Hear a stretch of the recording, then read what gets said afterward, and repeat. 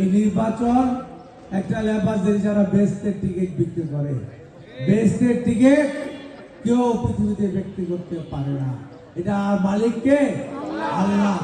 আপনার কর্মের উপর আর আল্লাহর ক্ষমার উপর আপনি বেহেশতে পাবেন, তাই না?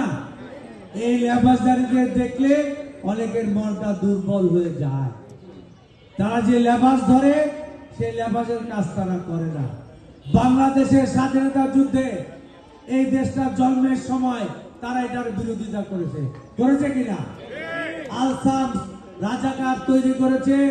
জামাতের 4 জন মন্ত্রী ইয়াইয়ার ক্যাবিনেটে ছিল, তারা 30 লক্ষ মুক্তিযোদ্ধাকে হত্যায় সহযোগিতা করেছে। আমাদের 3 লক্ষ মামুনের ইজ্জত লুণ্ঠনে এই জামাতিরা সহযোগিতা করেছে। একা লেবাস করে অনেক কথাই বলে। শেখ হাসিনা বলেছিল না 2008-এ, ঘরে ঘরে চাকরি দিব, প্রত্যেককে 10 কেজি করে চাউল খাওয়াবো। আমরা কি 10 কেজি চাউল পেয়েছি? ঘরে ঘরে চাকরি পেয়েছি? কি পেয়েছি? ঘরে ঘরে লাশ পেয়েছি।